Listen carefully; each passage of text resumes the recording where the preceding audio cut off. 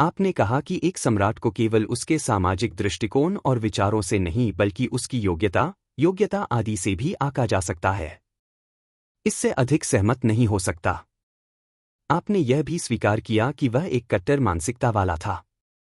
लेकिन अन्य सम्राटों से उसकी तुलना करते समय आपने कुछ तथ्यों की कमी के साथ केवल एक सामान्य विश्लेषण किया। आइए देखें कि औरंगजेब के पास क्या कमियां थीं। अपनी बड़ी सेना के बावजूद वह अहोमों के खिलाफ एक भी लड़ाई जीतने में सक्षम नहीं था और असम को जीतने में विफल रहा। उसने शुरू में छत्रपति शिवाजी महाराज को नजरअंदाज किया और एक शानदार स्वशासन का रास्ता बनाया। जब महाराज इतने मजबूत हो गए कि औरंगजेब उन्हें संभाल सके, तो उन्होंने मराठों के खिलाफ युद्ध शुरू कर दिया। औरंगजेब मराठों से इतना थक गया था कि उसे महाराष्ट्र आना पड़ा। उसके बेटे अकबर ने राजपूत सरदारों के साथ उसके खिलाफ विद्रोह कर दिया। उसने सिख गुरु तेग बहादुर को इस्लाम धर्म न अपनाने के लिए शहीद कर दिया। इसके कारण गुरु गोविंद सिंह के खालसा दल का निर्माण हुआ।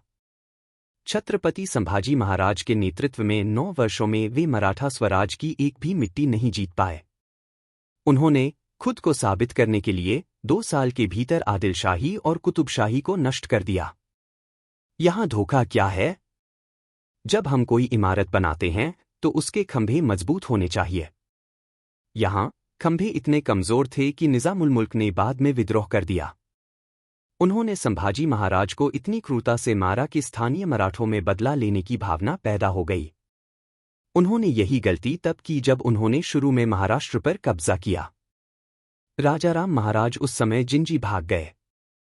महारानी ताराबाई महाराष्ट्र को वापस पाने में काफी चतुर थीं। गठबंधन बनाने के बावजूद वे मराठा स्वतंत्रता संग्राम में हार गए। उन्होंने कर्नाटक के चिक्का देवराय के साथ गठबंधन किया था, लेकिन मराठों ने उन्हें भी तोड़ दिया। अब उन्हें अपने अंतिम दिनों में सफाविदों का सामना करना पड़ा। उन्होंने जो भी साम्राज्य अपने चरम पर पहुंचाया था, वह तुरंत दक्षिण में गिर गया। वह दक्षिण पर विजय प्राप्त नहीं कर सका और मदुरै तथा मैसूर के तमिल राजाओं से हार गया। राजा छत्रसाल ने बुंदेलखंड में विद्रोह का नेतृत्व किया। वह बाहर और भीतर दोनों जगह आपसी संबंध स्थापित नहीं कर सका। बहादुर शाह के शासन के दौरान किए गए विद्रोह उसके दुष्परिणाम थे, या यूं कहें कि औरंगजेब के शासन के प्रभाव थे। वह अपनी हिंदू विरोधी नीति के कारण भी अच्छे संबंध स्थापित नहीं कर सका। अगर आप उसकी तुलना जहांगीर से करें तो भी जहांगीर बेहतर था। जहांगीर ने अफगानिस्तान को फारसियों से जरूर खो दिया, लेकिन उसका साम्राज्य बरकरार रहा। उसका बेटा शाहजहां निजाम शाही को नष्ट करने और महाराष्ट्र में रक्षा की एक अच्छी व्यवस्था बनाने में सक्षम था। शायद शाहजहां की तुलना औरंगजेब से की जा सकती है, क्योंकि जब शाहजहां बीमार पड़ा तब भी उसके बेटे गृह युद्ध में उलझे हुए थे। तो संक्षेप में, उसने मुगल साम्राज्य का विस्तार सिर्फ विस्तार करने के लिए किया, अन्यथा वह असफल रहा। इसलिए मुझे लगता है कि वह सबसे बुरा था। छोटे मुगल पहले ही फारूक सर के अधीन मराठों की कठपुतली बन चुके थे। जैसा कि मैंने कहा, विद्रोह औरंगजेब के शासन के दुष्परिणाम थे।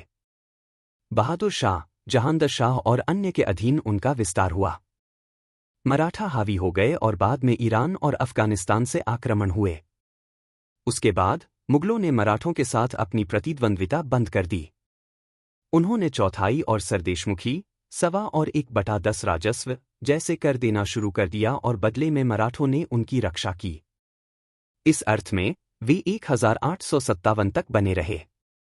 औरंगजेब ने एक साम्राज्य बनाया लेकिन उसे बनाए नहीं रख सका। इस तरह अशोक ने भी इसका विस्तार किया था। मुगल साम्राज्य 1857 तक जीवित रहा क्योंकि मराठों ने उनकी रक्षा की। इसलिए मुझे लगता है कि औरंगजेब सबसे बुरा था।